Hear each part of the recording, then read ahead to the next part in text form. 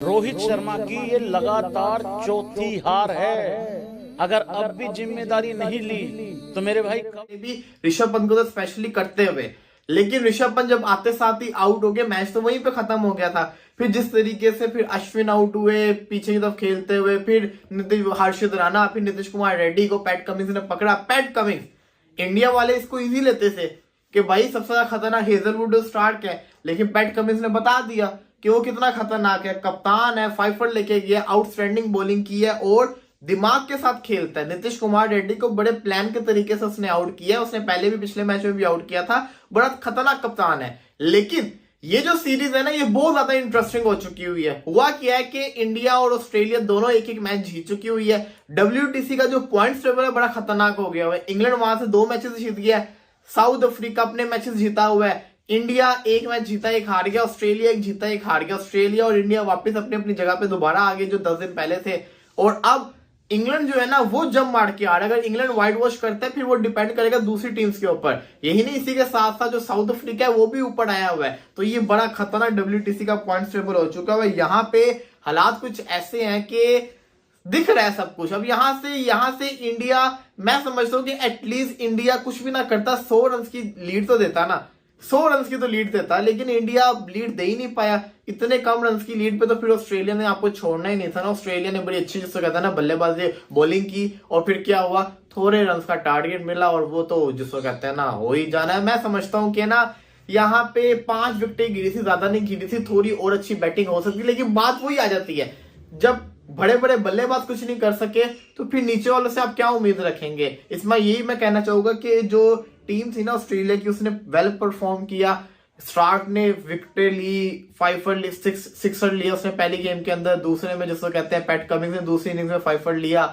एक इनिंग्स के अंदर ट्रेविस हेड ने 140 मारा, लेविशन ने and then Yorker again very good variation, good pace. I mean, just a complete bowler. Incredible India. Well done. Sir, सब कहते हैं कि बुमराह के पास वो एक एक्स फैक्टर है, बट वो एक्स फैक्टर क्या है जो उन्हें सबसे अलग बनाती है? X factor मोस्टली लोग कहते हैं पेस है। पेस तो चलो है ही है, बट पेस के अलावा how to fox the batsman out, ये एक्स फैक्टर है उसके बाद कि मैंने बैट्समैन को आउट कैसे करना है, सिचुएशन क्या है, किस सिचुएशन पे कौन सा बैट्समैन है, क्या गेंद करनी है, ये वो सीख गया बड़ी जल्दी। इसीलिए वो कंसिस्टेंट है। फॉर अ बॉलर 6-8 महीने इंजरी से वापस आना, आपको कम से कम 2-3 महीने लगते हैं रिदम में आने में, तो वो स्ट्रेट अवे रिदम में आ गया और उस मुश्किल एक्शन के साथ। सो या बॉलर मैं उसको मानता हूँ जो तीनों फॉर्मेट में अच्छा है, और स्पेशली टेस्ट क्रिकेट में he is even better in test cricket. Is a treat to watch.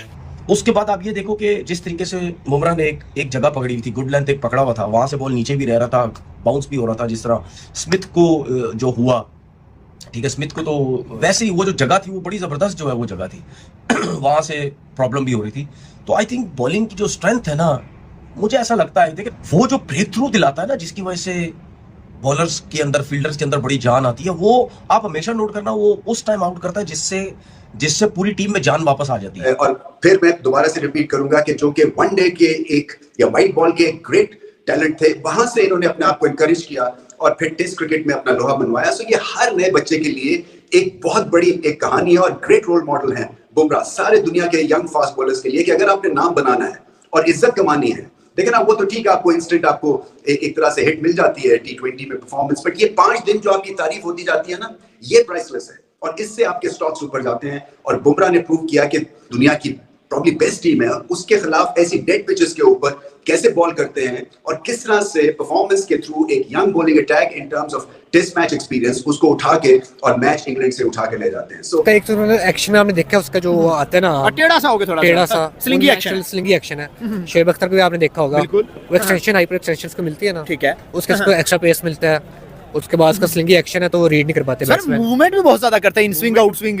वाकई में बॉलर पहले तो उसका मजाक उड़ाते थे जब उसने नो बॉल की थी, याद करें आप 2017 में। हाँ, लेकिन अब मान गए बॉलर है, बुमराह से तगड़ा कोई नहीं है फिलहाल, तगड़ा कोई नहीं है। मतलब 5 टेस्ट मैचेस की सीरीज, पहला टेस्ट में ऑस्ट्रेलिया हार गया। ये आप भी समझते हैं, ये मैं भी समझता हूँ, इंडियन टीम भी समझती है कि ऑस्ट्रेलियन जरूर कमबैक करेंगे। अब वर्ल्ड क्रिकेट की बात करें, ओवरऑल बात करें, तो शायद वसीम अकरम ग्रेटेस्ट बॉलर के अंदर आते हैं। वो कह रहे हैं कि आज के दौर के सबसे बड़े बॉलर जसप्रीत बुमराह है। और कब कह रहे हैं? जब जसप्रीत बुमराह की टीम पैट कमिंस की टीम के साथ खेल रही है, जब दुनिया के बेस्ट बॉलर्स के साथ आपका मुकाबला है दरअसल, क्योंकि आप ओवरऑल देखें तो बेस्ट बॉलिंग आपको ऑस्ट्रेलिया की लगती है, और खासकर अगर आप ऑस्ट्रेलिया के अंदर खेल रहे हो, खासकर ऐसे में कोई नाम किसी एशियन बॉलर का ले तो ये एक बड़ा खास। और इन दिस मैच सीरीज 1-1 पहले मैच में जो हुआ था उसके बिल्कुल बरक्स हुआ है। 180 डिग्री या 360 डिग्री, जितने भी डिग्री का आप बोल लें, एंगल 180 मेरे ख्याल में होता, 360 तो पूरा ही हो जाता ना दायरा, तो 180 डिग्री जो है इसमें तब्दीली आई है। और ओवरऑल ये जो दिन है, ये लड़कियां भी गंदा मैच हारी वहां से। खैर आज तो थोड़ी फाइट की, पिछला वाला मैच तो 100 पे आउट हो गई थी, ये वाला भी अंडर 19, तो it was not good day for Indian cricket fans, but this is what it is जो है आपके सामने। इंडिया ने ऐसे मारा है जैसे बोरी में बांध के मारते हैं ऑस्ट्रेलिया को। ये है team India. Team India has एक्सहिबिटेड their talent when they were in a deep crisis. ये है टीम इंडिया का कैरेक्टर। इसमें कोई शक नहीं, आप लोग भी मानते हैं, जो मैं भी मानता हूं, और लोग भी इस चीज को मानते होंगे कि यार बुमराह के बगैर जो है ना, मुझे नहीं लगता कि इंडियन टीम इस तरह की परफॉर्मेंस दे सकती है। मैंने बहुत सारे फास्ट बॉलर्स देखे हैं दुनिया में, खेला भी हूं और फेस भी किया, मगर बुमराह जैसा टैलेंट जो है वो बड़ा कम आता है। यार मैं आज ये सोच रहा हूँ कि वो कौन सी माएँ होती हैं जो सिराज जैसा जो है वो ज्यादा परेशानी थी वो बैटिंग की थी। एक मैच जीता एक हार गया ऑस्ट्रेलिया, एक जीता एक हार गया ऑस्ट्रेलिया, और इंडिया वापस अपनी अपनी जगह पे दोबारा आ गई। बॉलर पैदा करती हैं, और मैं कहता हूँ उस कोच को सलाम है जिसने इसको सिखाया, और इंडिया ने इस हीरे को छुपा के रखा हुआ था यार। बड़ा थ्रेट बन गया इंडिया सबके लिए, और जसप्रीत बुमराह का आना, उनके मेन बॉलर का, का भी एकदम से विकेट्स ले, और मोहम्मद सिराज का भी बड़ा फॉर्म में आना। आपको पता है कि टॉप 10 प्लेयर्स में मोहम्मद सिराज भी इस टाइम है। क्या बोला था मैंने आपको, क्या बोला था मैंने आपको, जितना मर्जी ऑस्ट्रेलिया कुछ कर ले, ऑस्ट्रेलियन क्राउड को चुप करवाओ। उधर जितने भी बैठे हुए थे ना, वो सारे इंडियंस थे, उसमें जो इंडियंस थे वो तो पाई चस ले रहे थे, लेकिन जो ऑस्ट्रेलियन क्राउड को चुप करवाया ना पकड़ के जसप्रीत बुमराह ने। और भाई ऑस्ट्रेलियंस कह रहा है कमेंटेटर क्या बुमराह बाप है सबका, ये स्टार्क हैजलवुड जो अपनी घर होंगे, लेकिन जो बॉलिंग आप जो बुमराह ने की है यार, आप खुद देख लो, जो बॉलिंग बुमराह ने की है वो स्टार्क ने नहीं की। वो वाकई में बॉलर पहले तो उसका मजाक उड़ाते थे जब उसने नो बॉल की थी, याद करें आप 2017 में। हाँ, लेकिन अब मान गए बॉलर है, बुमराह से तगड़ा कोई नहीं है फिलहाल। तगड़ा कोई नहीं है। को अगर 100 में से आपने नंबर देने हो कितने देंगी? 80, 90, 100 या कितने नंबर देंगी? 100 में से जी 90 आउट ऑफ 100। आप कितने देंगी शाहीन को आउट ऑफ 100? 50 और खासकर एज अ यूनिट अच्छा परफॉर्म नहीं कर सके, इंडिविजुअल परफॉर्मेंसेस भी नहीं। और इंडिया की जो बैटिंग के मसाइल हैं वो आप इसी से देख लें कि नंबर 7 पे आने वाला जो बैट्समैन है जो कि ऑलराउंडर है, that's why he is there. अगर सिर्फ उसको शायद कि आप एज अ बैट्समैन डालें तो टीम इंडिया में जगह ना बने, अगर आप शायद एज अ सिर्फ बॉलर भी डालें तो टीम इंडिया में जगह ना बने। टीम इंडिया में वो खेल रहा है तो एज अ ऑलराउंडर खेल रहा है, ताकि फास्ट बॉलिंग में भी मदद करे और बैटिंग में भी आगे बैटिंग करे। नीतीश कुमार रेड्डी की मैं बात कर रहा हूं। जब आपने 4 इनिंग्स खेली अभी तक, और 4 में से 3 इनिंग्स में आपका नंबर 7 पे जो आ रहा है बैट्समैन वो हाईएस्ट रन स्कोरर बन रहा है, इट शोज कि बड़े मसाइल हैं। ऊपर के 6 वाले 4 में से 3 बारियों में उससे कम रन बना के जा रहे हैं, तो ये सारी तो कहानी आपके सामने ही है। हाउ इज इट पॉसिबल कि नंबर 7 वाला बंदा आके वही हाईएस्ट रन स्कोरर बन रहा है, और ये 4 में से 3 बारियों की ये कहानी है। इसका मतलब है कि बड़े मसाइल हैं, बैटिंग को लेके आप उन पर भरोसा नहीं कर सकते। तो बैटिंग मेन वजह है कि जिस वजह से ये टीम हार रही है। जो घर में भी हारी है 3 मैच, उसमें भी ज्यादा जो मसला था, ज्यादा परेशानी थी वो बैटिंग की थी। देखिए जी, बड़ी अच्छी एक एडवाइस दे रहा हूँ कि इंडियन बैटिंग लाइनअप को चाहिए कि नीतीश कुमार रेड्डी से पूछ लिए या सीख लीजिए कि वो ऑस्ट्रेलियन कंडीशन में कैसे बैटिंग कर रहा है, क्योंकि उसका ये फर्स्ट ओवर है वो अच्छा खेल रहा है। आज आउट हो गया, लेकिन एटलीस्ट मैं समझता हूँ कि उसने बड़ी अच्छी इनिंग्स खेली।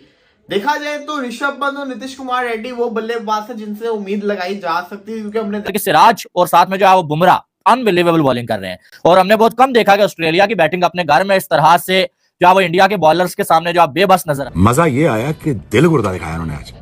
हम है ना, हम टेस्ट मैच में फैटी खा के आ रहे हैं और हमने इनको फैटा लगाना है। जितनी मर्जी आप रवि शास्त्री में भी बहुत दफा देखा, चाहे T20 हो, चाहे 50 ओवर की क्रिकेट हो या टेस्ट क्रिकेट हो, वो हमेशा क्रूशियल टाइम पे आके विकेट्स दिलाता है। और ये दुनिया के सारे बड़े प्लेयर्स कह चुके हैं कि यार one of the best player तीनों फॉर्मेट का है इस टाइम। कोई भी बॉलर जो तीनों फॉर्मेट का सबसे बेस्ट है वो बुमराह है। दुनिया का बेस्ट बॉलर जो आप नाम लेते हैं ना अभी आजकल के दौर में, पहले आप रेड बॉल की बात करते हैं, फिर वाइड T20 में आ जाते हैं, फिर 50 ओवर में आ जाते हैं। आप कहना तीनों फॉर्मेट में कौन है, वो एक ही नाम आता है, जसप्रीत बुमराह। और मुझे पता लगा पिछले साल के वो तो पंजाबी है, नाम से मुझे बाद में पहले।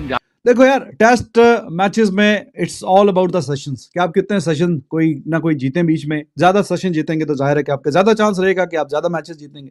जब आपने 7 सेशन हुए हैं टोटल, 7 भी बस नाम की हुए हैं, 6.5 ही बोल रहे आप, एक सेशन भी अपने नाम नहीं किया, तो अब कैसे कोई टीम टेस्ट मैच जीतेगी? नहीं जीतेगी, बिल्कुल नहीं जीतेगी।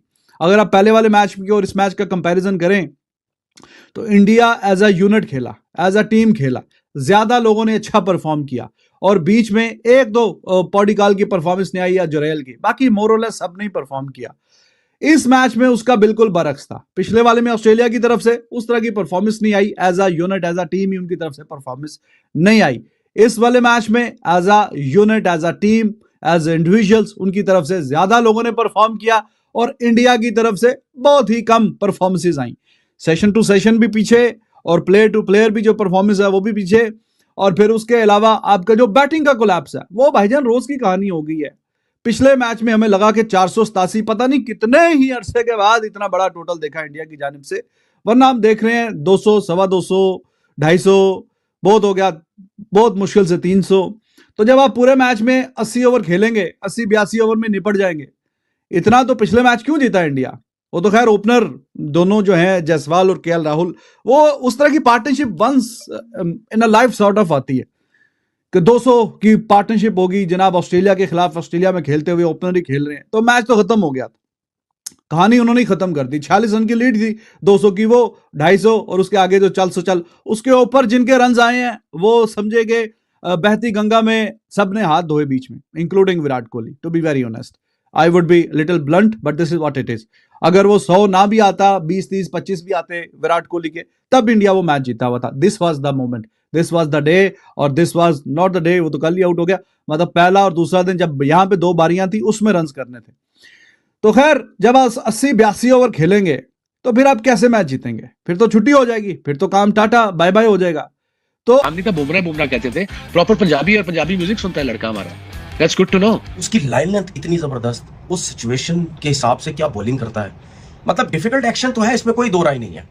इस एक्शन के साथ आपको जरा पिक करना बड़ा मुश्किल होता है, क्योंकि इतना नीट एंड क्लीन एक्शन नहीं, मुश्किल एक्शन, और बैट्समैन ये समझ ही नहीं सकता कि यार ये बॉल 135 पे जाएगा, 140 पे जाएगा, किस पेस पे जाएगा। वो एकदम से स्किट होके बॉल आता है। ये पहली दफा ऐसा नहीं है कि जसप्रीत बुमराह ऐसी बॉलिंग कर रहे हैं। अब वर्ल्ड कप 2023 उठा के देख लीजिए, अब वर्ल्ड कप 2024 उठा के देख लीजिए, बॉर्डर गवास्कर सीरीज 2018-19 जब टीम इंडिया जीती थी उस वक्त भी हीरो जसप्रीत बुमराह बने थे।